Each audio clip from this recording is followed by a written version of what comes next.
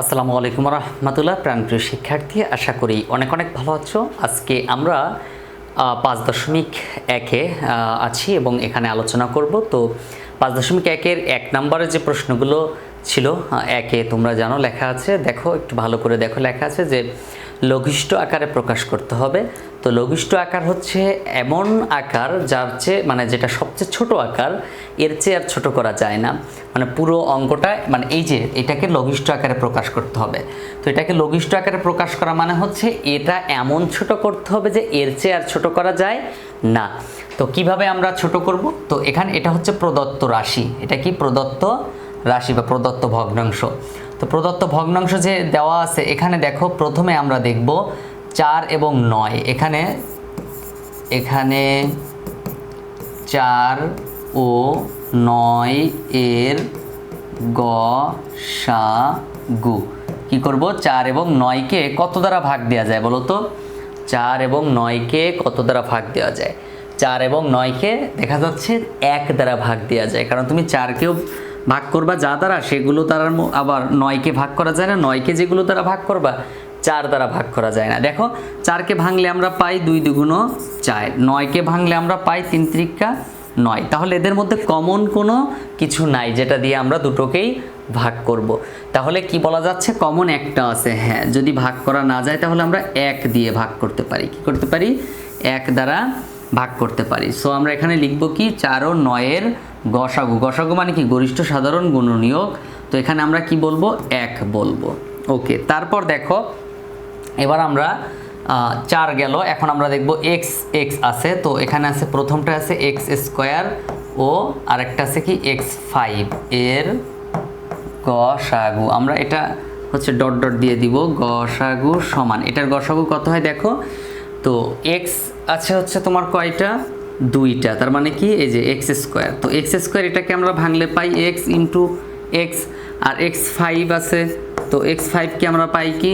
x into x into x into x into x। দেখো x x x x x 5টা x। তো এখানে দেখো আমরা দুটো থেকে যদি ভাগ করতে যাই তাহলে দুটো করে ভাগ করা যায়। কয়টা করে? 2টা, কারণ উপরে আছে 2টা, সেই 2টা দ্বারা নিচের 5টার মধ্যে দুটোকে কাটা যায়। তার মানে দুটোকেই যদি ভাগ করতে চাই তাহলে কত দ্বারা ভাগ করা যায় বলো? হচ্ছে তোমার x x x, মানে x টু দি পাওয়ার কি 2 হবে। এই যে x টু দি পাওয়ার 2। তাহলে কি করবা? এভাবে তোমরা চাইলে আর কি সমাধান করে, আলাদা করে সমাধান করে বসাতে পারো। ওকে, তারপর দেখো x এর কাজ শেষ, এখন দেখব চলক আছে y। তো প্রথমে আছে y3 আছে। দেখো y3 ও y² এর গসাগু কত হবে? y3 মানে কি?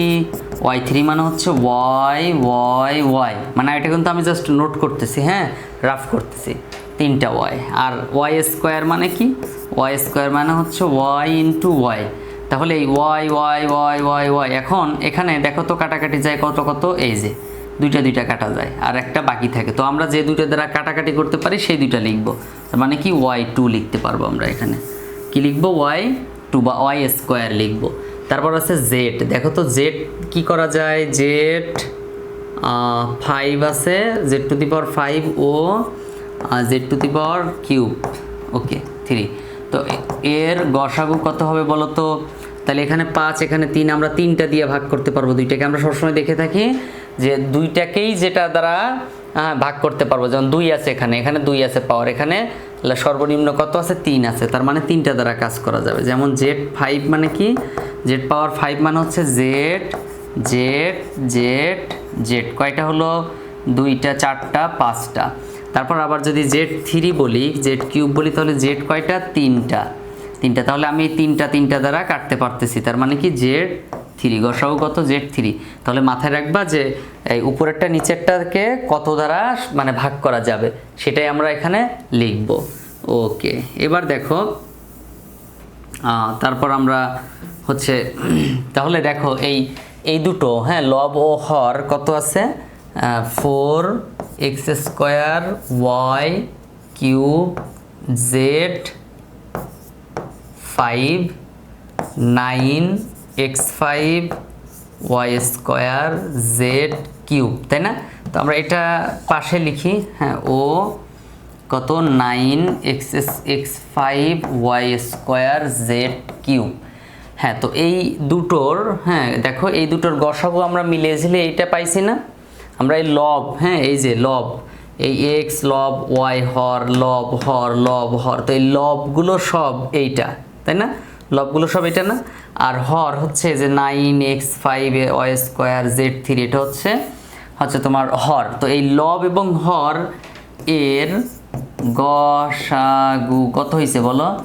গসাগু হচ্ছে এই যে এইগুলো, তো আমি এগুলো একসাথে লিখে দেই, x² তাহলে কি y² এবং z3, এই যে x² y² এবং z3। এখন এই হচ্ছে তোমার এইটা দ্বারা, হ্যাঁ যে গসাগুটা পাইছি আমরা ওভারঅল, এই গসাগুটা উপরের এই দুটো থেকে বাদ দিব। কি করব? লব হর থেকে লব হরকে গসাগু দ্বারা ভাগ করব। তাহলে এখন লব ও হরকে লসাগু দ্বারা ভাগ করে পাই। দেখো তো, লব ও হরকে কি করব? লসাগু দ্বারা ভাগ করব, গসাগু দ্বারা ভাগ করব। তো লব ও হরকে যদি গসাগু দ্বারা ভাগ করি, হ্যাঁ যে ফলাফলটা পাইছি ওই ফলাফল দ্বারা যদি ভাগ করি, তাহলে কি কি অবশিষ্ট থাকে দেখো। তো আমরা এখানে যদি আমরা এই এককে যদি এই 4 এবং 9 দুটোকে যদি 1 দ্বারা ভাগ দেই, তাহলে 4 আর 9 তো থাকে, তাই না?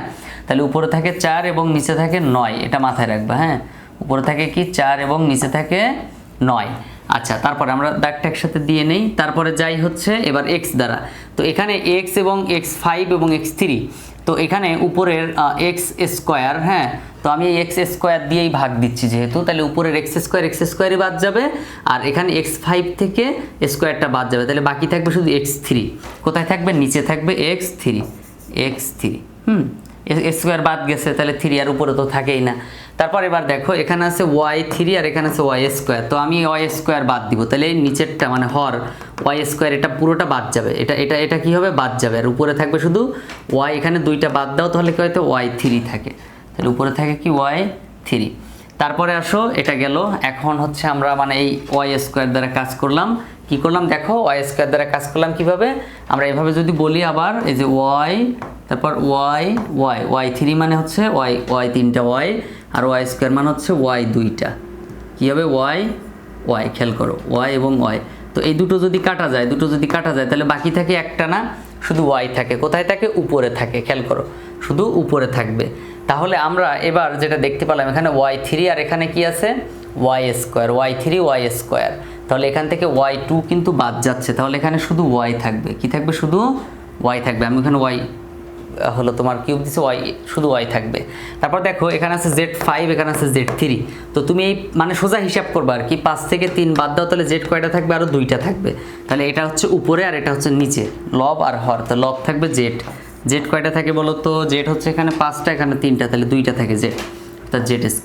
তাহলে দেখো উপরে থাকে 4y² উপরে থাকে কি 4y² আর নিচে থাকে কি 9x3।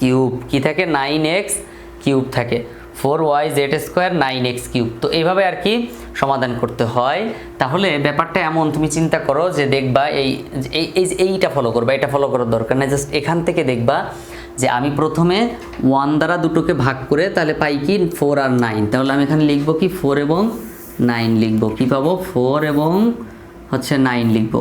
হ্যাঁ, উপরে কি 4 আর নিচে হচ্ছে 9। তারপরে আমরা x² নিয়ে কাজ করব। x² মানে এই তো 2। তাহলে আমরা এই উপরেরটা থেকে এবং নিচেরটা থেকে 2 মাইনাস করলে কি থাকে? এখানে শুধু x3 থাকে। তাহলে সেই x3টা কোথায় থাকে? এটা হচ্ছে উপর লব আর এটা হচ্ছে হর, তাহলে নিচে, তাহলে x3 লিখবো।